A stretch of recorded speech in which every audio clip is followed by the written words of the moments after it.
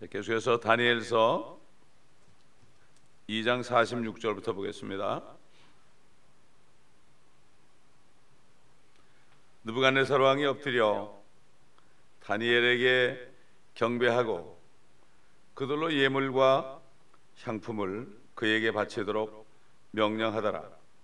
왕이 다니엘에게 대답하여 말하기를 네가 이 은밀한 일을 나타낼 수 있음을 보니 너희의 하나님은 신들 중에 신이시요 왕들 중에 주시며 은밀한 일을 나타내시는 분이심이 분명하도다 하였더라. 그 후 왕이 다니엘을 위대한 인물로 세우고 그에게 큰 선물을 많이 주며 그를 바빌론 전 지방의 지리자로 삼고 바빌론의 모든 현자들을 주관하는 총독들의 우두머리로 삼았더라. 또 다니엘이 왕에게 청하니 왕이 사드락과 메삭과 아벳느고를 세워 바빌론 지방의 이 일을 다스리게 하였으며 다니엘은 왕의 문에 앉았더라. 얼마나 놀라겠습니까? 꿈을 해석해도 그런데 꿈을 알아맞혔고 그 무서운 꿈을 앞으로 참 될 일에 대한 그런 꿈을 그대로 그냥 정확하게 알아맞힌 것, 참 이게 얼마나 놀라운 일이겠습니까? 그러나 요즘 사람 같으면, 요즘 뭐 왕들이나 대통령 같으면 그렇다 할지라도 엎드려 경배하지 않을 겁니다. 속으로는 좀 그래도 겉으로는 그렇게 안 할 거예요. 교만을 떨 건데, 참 이 느부갓네살은 요즘에 어떤 정치자보다도 참 하나님을 두려워하는 사람이었다 하는 것을 알 수 있습니다. 요즘에 어떤 신학자보다도, 심지어 교황보다도, 어떤 유명한 종교인보다도 하나님의 말씀에 떠오는 사람입니다. 하나님은 하나님의 말씀에 떠오는 자를 좋아합니다. 그리고 상한 심령을 받으십니다. 자기 죄 때문에 자기 심령이 상해서 주님 앞에 나오는 사람을 받으신다고 성경은 분명히 말씀하고 있습니다. 이렇게 느부갓네살은 말씀 앞에 하나님의 말씀을 금방 알아들었습니다. 오늘날 수많은 말씀이 선포되지만 과연 얼마나 많은 사람들이 말씀이 선포될 때 그 말씀이 하나님의 말씀인 것을 깨닫는 사람이 얼마나 됩니까? 그리고 그 말씀 앞에 엎드려 참 머리 숙이는 사람이 얼마나 됩니까? 사실 이 느부갓네살은 하나님을 향하여 경배한 게 아닙니다. 다니엘에게 경배했지만 그래도 다니엘이 아니라 하나님 앞에서 한다고 이렇게 꿇어 엎드리면 좀 체면이 날 텐데 다니엘에게 경배했다. 참 이걸 볼 때 얼마나 하나님의 그 말씀을 두려워했으면 사람에게까지 경배했는가 이것을 알 수가 있습니다. 그래서 또 많은 그 예물과 향품을 다니엘에게 바쳤다 이렇게 성경은 말씀하고 있습니다. 근데 다니엘은 그 느부갓네살 왕이 자기에게 엎드려 절할 때 그냥 가만뒀습니다. 사실 그 요한계시록 보면은 요한에게 나타난 주의 천사인 줄 알고 어떤 사람이 나타났을 때 요한이 그냥 절을 했잖아요. 그러니까 그 사람이 뭐라 하십니까? 나에게 경배하지 말아라. 오직 주님께 경배하라 그랬죠. 저는 그게 다니엘로 저는 깨닫고 있습니다. 나도 너와 같이 된 선지자다. 왜냐하면 다니엘에게 앞으로 일을 알려줬지만 그때는 봉인하라고 그랬는데 사도 요한에게 열어줬죠. 자, 여기 말이죠. 다니엘이 왕이 엎드려 자기에게 경배하는데 나에게 경배하지 말아라. 하나님께만 하라 이렇게 얘기 안 했습니다. 또 선물로 주는 모든 예물과 향품도 그냥 다 받아들였습니다. 뿐만 아니라 다니엘은 왕의 문에 앉았더라. 그 왕이 누굽니까? 느부갓네살 아닙니까? 가장 위대한 왕 아닙니까? 물론 하나님이 세웠지만 그런데도 그는 그 왕의 문에 서슴없이 그냥 앉았습니다. 그 왕의 문이라는 건 제 2인자가 된다는 얘기예요. 그게 2인자가 된다는 얘기죠. 그 다음에 자기뿐만 아니라 사드락 메삭 아벳느고를 세워서 바벨론 지방의 일을 다스리게 하도록 했고, 그렇게 했을 때 다니엘은 그들도 다 받아들이도록 했다. 이것을 우리가 알 수 있습니다. 어떻게 보면 말이죠, 이것은 다니엘이 시험에 걸려 넘어진 것으로 볼 수가 있습니다. 온전한 사람이 없습니다. 하나님의 사람으로서는 사실 이렇게 하면 안 되죠. 뭐 다른 건 몰라도 느부갓네살이 자기에게 경배할 때 하나님께 경배하라 이렇게 했어야 되는데 이렇게 하지 않았죠. 그러므로 성경은 뭐라 그럽니까? 아무리 하나님의 사람이더라도 죄를 지을 수 있다. 모든 사람이 죄를 지었으므로 하나님의 영광에 이르지 못하다가 이렇게 말씀하시죠. 성경은 이게 바로 로마서 3장 23절에 있죠. 앞으로 이제 보게 되면은 다니엘이 사자굴에 들어가서 죽을 뻔한 일이 생깁니다. 끔찍한 고난을 당한 일이 생깁니다. 이 성경에 보게 되면은 이 사람이 볼 때는 흠이 없이 의인처럼 보이는 사람도 결국은 한 가지 이상의 흠을 다 가지고 있습니다. 온전한 사람이 없습니다. 예를 들어서 그 요셉 있죠. 요셉 그 이집트에 가서 제2인자 역할한 요셉도 은잔을 베냐민의 그 돈 가방에 돈 보따리에 집어넣어 가지고 은잔을 그래가지고 사람을 속였죠. 그래서 베냐민을 억지로 붙잡아 놓게 했죠. 또 그다음에 돈을 가지고 형제들을 속였죠. 이건 속인 건 속인 겁니다, 여러분. 노아 보세요. 노아가 당대의 의인이었지만은 그가 다 이제 홍수가 거치고 나서 나오니까 아무도 없잖아요. 자기가 왕이 됐잖아요. 이제 온 세상에 자기 가족밖에 없지 않습니까? 그러니까 그냥 긴장이 풀려가지고 술을 먹고 그냥 잔뜩 취해서 뻘거벗고 자다가 결국은 함을 어떻게 했습니까? 함을 결국은 저주하게 됐죠. 그러니까 결국 이 노아도 온전한 사람이 아니었죠. 누구나 다 예수 그리스도께서 십자가에서 죽으시기 전까지는 그 피가 아니면은 어떤 누구도 자신의 의를 주장할 수 없다는 것을 우리가 성경을 통해서 알 수가 있습니다. 그 다음에 다윗은 어떻습니까? 다윗도 온전한 사람이었어요. 하나님께서 그 밧세바를 범한 것 외에는 온전하다고 그랬거든요. 근데 그도 결국은 간음을 했고 살인까지 했죠. 또 모세는 어떻습니까? 모세 화를 참지 못해가지고 사람을 쳐 죽였죠. 그렇죠? 또 화를 참지 못해가지고 그 반석을 2번 쳤죠. 반석에게 말하라고 그랬는데 백성들이 너무 속을 썩이니까 화가 나니까 막 2번이나 쳐가지고 그래도 물은 나왔습니다. 그러니까 그것 때문에 가나안 땅에 들어가지 못했습니다. 그는. 바울은 어떻습니까? 성령이 가지 말라고 그러는데 성령이 가지 말라는 예루살렘을 그가 4번이나 무시하고 갔습니다. 그럼 내가 죽어도 가겠다. 빌립의 딸들이 그 예언을 했죠. 그 바울이 가면은 예루살렘 가면은 결박당할 것이다. 그런데 그는 그걸 부인하고 그냥 갔습니다. 베드로는 어떻습니까? 맹세를 했죠. 내가 죽을지언정 주님을 따라가겠습니다.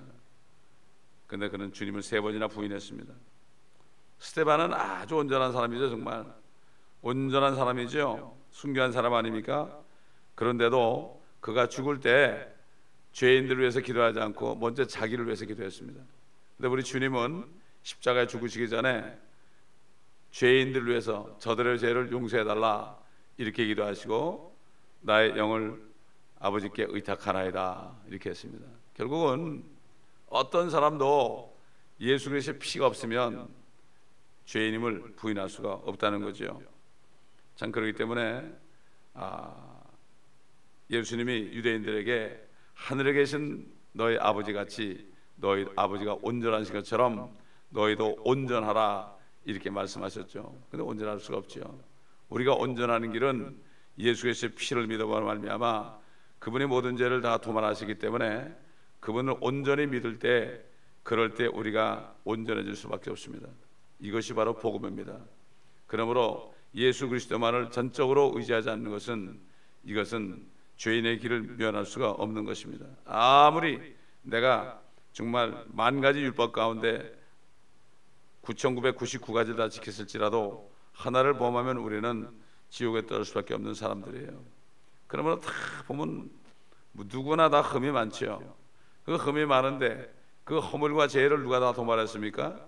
예수님이 다 도말했어요. 이미 도말했습니다. 그렇기 때문에 누가 정죄하리요? 우리를 누가 정죄하리요? 그렇죠? 죽었다가 살아나시는 바로 그리스도시다. 예수 믿는 사람은 누구나 다 주님께서 그 사람 한 사람 한 사람을 위해서 이미 죽으시고 부활하셨는데 우리는 아무도 판단할 수가 없습니다. 사실. 그렇기 때문에 원수들을 위해서도 우리가 기도를 해야 되는 거죠. 왜 그렇습니까? 그들을 위해서도 주님이 돌아가셨어요. 그들을 위해 모든 사람을 위해서 십자가에서 주님이 죽으신 거예요. 주님이 모든 사람이에요. 모든 사람에는 우리의 원수까지도 포함되어 있습니다. 주님께서 참 원수들을 위해서 먼저 기도하시고 그 못 박는 로마 군병들을 위해서 기도하시고 그리고 참 숨이 끊어졌습니다. 이처럼 지구상에 나타났던 사람들 가운데 인간으로 나타나셨던 하나님이신 예수 그리스도 말고는 온전하고 완벽한 사람이 한 사람도 없습니다. 의인이 없나니 없도다. 한 사람도 없도다. 한 사람도 없도다. 옛날에도 없었고요, 지금도 없고 앞으로도 없을 것입니다. 이런 점에서 다니엘도 예외는 아니었습니다. 이것을 우리가 알아야 됩니다. 오직 주님만을 찬양해야 됩니다. 주님만을 높여야 됩니다. 어느 누구도 높일 수 없습니다. 또 마찬가지로 어느 누구도 판단할 수 없습니다. 주님이 다 그들 위해서 죽었기 때문이죠. 자, 왕이 다니엘에게 47절 대답하여 말하기를 네가 이 은밀한 일을 나타낼 수 있음을 보니 너희 하나님은 신들 중에 신이시여 왕들 중에 주시며 은밀한 일을 나타내시는 분이심이 분명하도다 하였더라. 이 느부갓네살은 하나님의 말씀을 즉각적으로 알 수 있는 그런 예지가 있었어요. 그런데 하나님이 그분이 자기의 구세자라는 것은 몰랐죠. 그러나 말씀을 들을 때 그는 즉각적으로 알았습니다. 하나님은 신들 중에 신이다. 이것만 알았죠. 그러나 자기 자신을 구원할 수 있는 하나님인 것을 몰랐죠. 많은 사람들이 여기서 끝나버립니다. 사람들이 나는 하나님을 믿습니다. 하나님을 믿습니다. 그런데 나는 예수를 왜 믿어야 되는지 모르겠습니다. 그리고 나는 하나님을 영접했습니다. 예수 그리스도를 영접했다는 게 아니고 하나님을 영접했습니다. 이렇게 말씀들을 많이 하는데 아직까지 그게 잘 모르는 거죠. 복음을 몰라서 그렇죠. 우리 주님이 그랬죠. 하나님을 믿으니 또 나를 믿으라 이렇게 말씀하셨죠. 그래서 48절에 보니까 이제 결국 선물도 주고 치리자로 삼고 이렇게 했죠. 참 엄청난 일을 했지만은 그러나 그가 사실 이런 모든 것을 받아들인 게 옛날 발람이 말이죠. 많은 이방인 왕으로부터 많은 그 물건을 받았지 않습니까? 그렇죠? 그러다 결국은 하나님께 혼이 났죠. 그러니까 결국은 우리가 어떻게 보면은 하나님이 보상했다 이렇게 볼 수도 있지만은 그러나 우리가 아주 깊이 본다면 이것은 다니엘이 느부갓네살이 절할 때 그걸 경배를 막지 않았다는 사실이 시작되면서 한 가지를 어떻게 해요? 한 가지 실수하니까 연결되는 그러한 실수라는 것을 우리가 또 알 수가 있습니다. 마찬가지로 우리도 조그만 것에 양보하게 되면은 순간적으로 내가 모든 것을 받아 먹으면 그 다음부터는 그냥 술술술 받아 먹게 될 수 있다는 것을 우리가 여기서 교훈적으로 볼 수 있습니다. 하나님만이 의인이시라, 하나님만이 의롭다는 것을 다시 한번 우리가 여기서 확인할 수 있는 거 아니겠습니까? 자, 우리 3장 넘어가겠습니다. 3장 1절부터 제가 3절까지 읽겠습니다. 느부갓네살 왕이 금으로 형상을 만들었으니 그 높이는 60규빗이요 너비는 6규빗이라 그가 그것을 바빌론 지방에 있는 두라 평원에 세웠더라. 느부갓네살 왕이 고관들과 총독들과 군대 대장들과 재판관들과 재무관들과 자문관들과 법령가들과 각 지방의 모든 치리자들을 함께 모이도록 보내어 느부갓네살 왕이 세운 형상의 낙성식에 오게 하였더니 고관들과 총독들과 군대 대장들과 재판관들과 재무관들과 자문관들과 법률가들과 각 지방의 모든 치리자들이 느부갓네살 왕이 세운 형상의 낙성식에 함께 모여서 느부갓네살이 세운 형상 앞에 서니라. 우리가 이 장에서 그만 봤죠. 다니엘이 그 왕이 경배할 때 그냥 그것을 받아들였다, 이런 실수를 범했다는 것을 봤습니다. 자, 한 번 죄에 빠져들면 자꾸만 죄를 짓는다 말씀드렸죠. 여기 지금 금으로 형상을 만들어서 거기 경배하게 하는데 많은 사람들이 그래요. 다니엘은 어디 출장 갔을 것이다 그래요. 아니, 제2인자가 어떻게 출장 가겠습니까? 이 정말 금신상을 세워가지고 전하는 엄청난 일이 벌어지는데 다니엘이 어디 출장 갈 일이 있겠습니까? 저도 옛날에는 다니엘은 출장 갔겠지. 왜 그런가 하면 다니엘은 온전한 사람으로 생각했어요. 제가 다니엘은 온전한 사람으로 생각하니까 다니엘이 거기 절할 리가 없다, 이렇게 생각했는데 참 궁금한 일입니다. 이게 굉장히 궁금한 일이죠. 근데 여기 다니엘이 뭐 절했다 안 했단 말은 없어요. 그런데 여기 절하지 않은 사람은 전부가 다 죽음을 면치 못하게 되어 있었습니다. 그렇지 않습니까?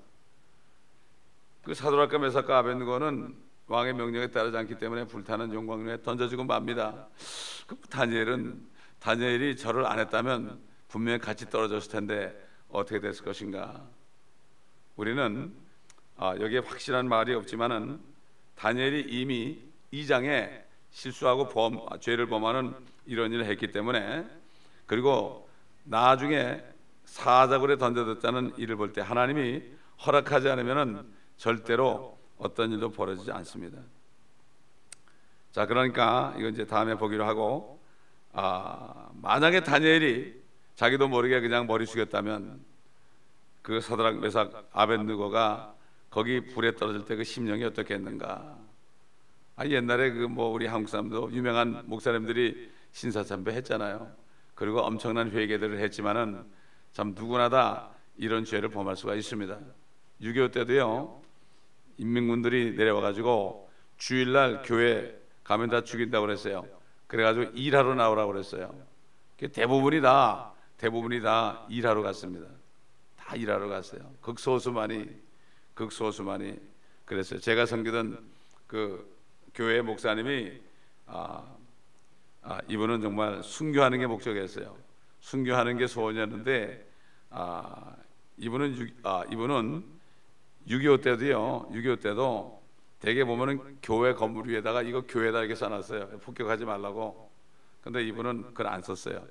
그리고 인민군들이 일하러 나가는데 이분은 오히려 일 안 나가고 교회 종을 막 쳤어요. 그런데도 인민군들이 안 잡아갔어요. 나중에 이제 1988년 9월 달에 이분이 새벽 시간에 요한계시록을 강의하다가 교환에 의해서 그냥 설교하고 있는데 교환이 나와가지고 그냥 심장을 탁 찔러가지고 그냥 그 자리에서 쓰러져 돌아가셨거든요. 결국 순교하셨어요. 소원대로. 이분이 손양한 목사님하고 주기철 목사님은 그렇게 존경하는 목사님이고 그분들에 대해서 그렇게 설교할 때 말씀을 많이 하셨는데 결국 순교의 제물로 하나님이 받으시더라고요. 자, 이렇게 누구나 죄를 질 수 있습니다. 그리고 또 회개하죠. 그렇죠? 그렇기 때문에 우리는 어느 누구도 손가락질할 수가 사실 없습니다. 만약에 다니엘이 거기서 양보했다면 얼마나 가슴이스럽겠을까. 아까도 모든 사람이 죄를 지었으므로 하나님의 영광에 이르지 못한다. 우리는 여기서 이렇게 생각해 볼 수가 있습니다. 자, 1절 보니까 금신상을 만들었죠. 높이가 60규빗이고 너비는 6규빗이다.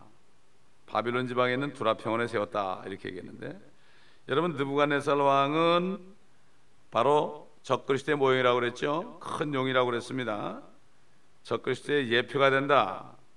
자, 그런데 60규빗이요 6규빗이다. 6자가 들어가죠. 이게 원래 이 어떤 동상을 보게 되면요, 높이가 있고요, 그렇죠? 높이가 있고 넓이가 있고 폭이 있죠. 근데 대개 보면은 높이는 높이고 폭과 너비가 같습니다. 그 때문에 실질적으로 높이는 60규빗이요 너비는 6규빗이요 폭도 6규빗이다 이런 얘기가 되는 거예요. 그러니까 666, 666이 되는 거 아니겠습니까? 그리고 무엇보다도 금으로 형상을 만들었다는 것은 우연한 게 아니죠. 요한계시록 18장의 대환란 기간 동안에 큰 바벨론이 불에 타는 연기를 보고 땅의 상인들이 울며 애통해하는 광경을 우리가 이미 봤죠. 이 상인들이 취급하는 상품 목록 가운데 금이 맨 먼저 나옵니다. 자, 우리 한번 요한계시록 18장 잘 알지만 11절 12절 보겠습니다. 또 땅의 상인들도 그녀로 인하여 울고 애통하리니 이는 이제 자기들의 상품을 사는 사람이 더 이상 없기 때문이라. 그 상품들은 금과 은과 보석과 진주와 세마포와 자주색 옷감과 비단과 주홍색 옷감과 각종 향목과 각종 상하 제품과 아주 진귀한 각종 목재 제품과 놋 제품과 철 제품과 대리석 제품과 계피와 향료와 향유와 유황과 포도주와 기름과 고운 가루와 밀과 짐승들과 양과 말과 마차와 노예들과 사람들의 혼들이라. 혼들을 죽이는 거죠. 거래 상품이 되어버렸습니다. 그 중에 가장 금이 먼저 나오죠. 그리고 이 17장 계시록 11장에 보면은 큰 바벨론이다. 이 창녀가 금과 보석과 진주로 장식하고 손에 금잔을 들고 있습니다. 옛날 그 로마의 황제 중에 제가 그분 시저 이름을 잊어버렸는데 그 시저는 이 손에 금잔을 다 들고 있습니다. 그리고 그 화폐를 만들었는데 동전을 만들었는데 한 면에는 그 금잔을 들고 있는 게 있어요. 지금 지난번 돌아가신 분도 그 금잔을 들고 있는 그런 사진이 우리가 이미 봤죠. 금이다. 이 금은 가장 귀한 거죠. 최고의 재화죠. 불에 타지 않는 것입니다. 다이아몬드는 불에 타버립니다. 안 탑니다. 이 금은. 그렇기 때문에 이 금은 바로 사탄의 세력에도 있고 하나님의 성전에도 금이 있습니다. 금으로 장식하죠. 새 예루살렘도 이 길이 금입니다. 정금입니다. 정금. 아주 투명한 유리처럼 되어 있습니다. 그러므로 우리는 나중에 새 예루살렘에서 넘어지지 않겠지만 새 예루살렘 거리를 걷다가 넘어지더라도 금 위에 넘어질 것입니다. 넘어지진 않겠죠. 왜 우리가 넘어지겠습니까? 어쨌든 금은 상당히 의미가 있는 금속이죠. 느부갓네살이 이것으로 형상을 만들었고 그 규모가 결국은 666이다 하는 것을 알 수가 있습니다. 그리고 이 형상에게 엎드려 경배하는 시각을 알릴 때 악기들을 연주했잖아요. 악기를 연주할 때 나중에 보면요, 악기가 5절에 가보면은 6개입니다. 뿔나팔, 피리, 하프, 사백화, 솔터리, 그 다음에 덜시, 이렇게 6가지입니다. 6가지. 6가지 악기가 나열되고 있습니다. 이게 우연한 게 아니죠. 자, 6개에 관한 말씀이 여러 번 있는데 여기 세웠다, 금신상을 세웠다는 말도요 1절에 한번 나와요. 세웠더라. 또 2절에 또 세운 이렇게 나오고 3절에 또 세운이라고 2번 나와요. 그리고 5절에도 세운 이렇게 나오고 7절에도 나옵니다. 6번 나옵니다. 이 6이라는 숫자가 사람의 수라고 그랬죠. 한 사람의 숫자다. 자, 여러분, 성경에 666이라는 숫자가 요한계시록 말고도 다른 곳에서 또 나옵니다. 우리 한번 다 같이 역대하 9장 13절 보겠습니다. 1년 동안 솔로몬에게 들어온 금의 무게가 금 666달란트인데 이런 말씀이 있어요. 성전을 질 때요, 금이 666달란트가 들었어요. 엄청난 금이 들었습니다. 말도 못하는 금이 들었죠. 자, 금의 무게다, 금의 무게다, 이런 말씀이 있습니다. 자, 그리고 결국은 에스라 2장 13절에 또 나옵니다. 2장 13절. 지금 역대하 9장 13절에 나왔죠, 그렇죠? 에스라 2장 13절 보겠습니다. 거기도 666이 나와요. 에스라. 아도니캄 자손이 666명이요 이렇게 나오죠. 근데 이게 몇 절입니까? 13절이죠. 13절. 아까 역대하도 13절. 이 13이라는 숫자는 사실 반역의 숫자입니다. 성경에 보면은. 왜냐하면은 그 창세기 14장 4절에 보면은 그 13년째 반역하였더라. 그 왕 중에 왕이 있는데 어떤 다른 왕들이 그 그돌의 왕을 13년째 반역했습니다. 최초로 반역이 나옵니다. 그리고 13이라는 숫자가 또 반역에 나타나는데, 여러분 그 미국이 1976년에 독립이 선포됐죠. 독립이 선포되는데 사실 그게 뭔가 하면은 영국에 반역한 겁니다. 영국에 반역해서 세운 겁니다. 그렇기 때문에 그때 성조기의 별이 13개 있었습니다. 13개. 참 이게 희한한 숫자예요.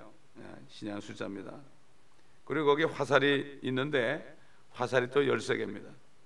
이런 것을 볼 때 이게 반역과 관계된다는 것을 우리가 참고로 알 수가 있습니다.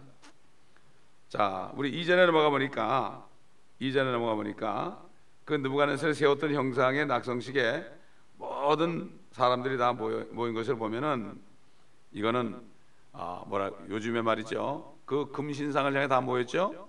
요즘에 앞으로 나타날 큰 바벨론을 향하여 지금 다 모이자, 모든 종교가 통합되자, 모든 민족이 다 통합되자, 월드 오더 뿐만 아니라 종교까지도 다 통합되는 이것을 볼 수가 있죠. 결국은 큰 바벨론에 이제 경배하기 위한 거죠. 그렇기 때문에 그래서 이 앞으로 나타날 적그리스도 치하의 나라도 큰 바벨론, 거기서 역사하는 그러한 종교 조직을 큰 바벨론이다, 이렇게 성경을 말씀했습니다. 결국 큰 바벨론이라는 것은 옛날 바벨론을 이어받았는데 더 크다 하는 것을 우리가 여기서 알 수가 있습니다. 3절 가보니까 모든 총독, 고관, 군대대장, 재판관, 재무관, 자문관, 법률과 모든 각 지방의 치리자들, 그러니까 사드락, 메삭, 아벳느고도 왔죠. 거기 이제 다 함께 모여서 형상 앞에 지금 서 있습니다. 자, 요한계시록 13장 가보면요, 이것도 13장이에요. 여기도 보면 적그리스도가 나오죠. 그렇죠? 적그리스도는 하나님께 반역한 자 아닙니까? 13장은 적그리스도를 다루는 장이죠. 거기서도 형상을 세우고 형상에게 경배하지 않는 사람은 모조리 죽이는 짐승의 숫자가 666이라고 밝히죠. 13장에 또 있습니다.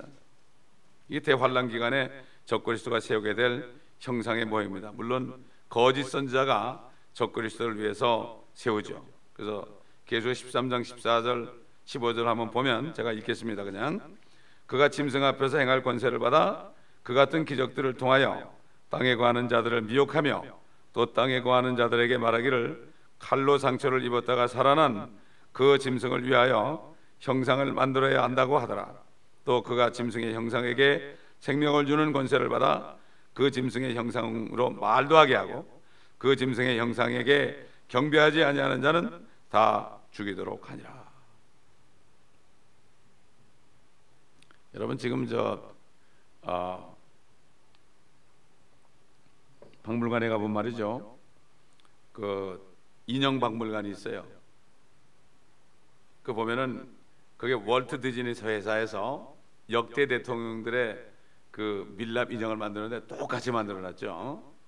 그래가지고 그 인형들을 만들 뿐만 아니라 그 형상들이 이렇게 입을 열어가지고 말도 하게 하는 장치도 하는 그 쇼도 하고 있죠. 이게 그냥 나온 게 아니죠. 앞으로 그렇게 될 거라 이거죠. 그렇게 될 거다. 어떤 형상도 만들지 말라 그랬어요. 뭐 하늘이나 땅이나 땅 속에 있는 물 속에 있는 어떤 형상도 만들지 말라고 그랬죠, 분명히. 그리고 절하지 말라고 그랬죠. 근데 사람들은 엄청 동상을 많이 만들지 않습니까? 교회들도 무슨 누굽니까, 그 독립운동 했다는 사람 얘기는 안 하겠지만 그런 사람 동상도 만들어서 거기 낙성식에 참여하고 그러죠. 동상을 만들지 말라고 그랬어요, 형상도. 그렇기 때문에 하나님의 말씀을 지키지 않죠. 그렇기 때문에 이 예레미야 51장에 보게 되면요, 제가 읽겠어요. 31절에 34절에 보면은 바벨론 왕 느부갓네살이 나를 삼켰으며 나를 짓밟았으며 나를 빈 그릇이 되게 하였으며 그가 용처럼 나를 삼켰으며 그가 나의 맛있는 것들로 그의 배를 채우고 나를 쫓아내었느니라. 용처럼 삼키는 존재입니다.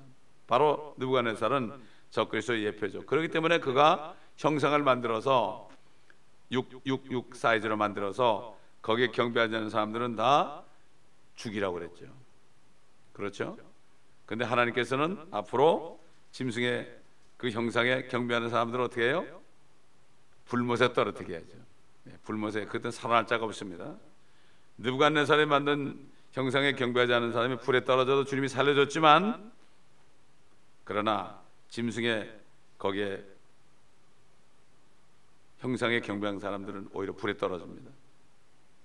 거꾸로 되는 거죠. 느부갓네살 형상에 경배한 사람은 불에 안 떨어졌지만 거꾸로 나중에는 반대가 된다 하는 것을 알 수가 있고, 우리는 느부갓네살을 통해서 앞으로 나타날 적그리스도의 모습을 그대로 보고 있습니다. 그래서 하나님께서는 큰 바벨론이다 이렇게 말씀하신 겁니다. 기도하겠습니다. 아버지 하나님, 모든 말씀이 다 통하고 말씀들을 통하여 우리가 앞으로 일어날 일들을 다 알 수 있도록 도와주신 것을 감사합니다.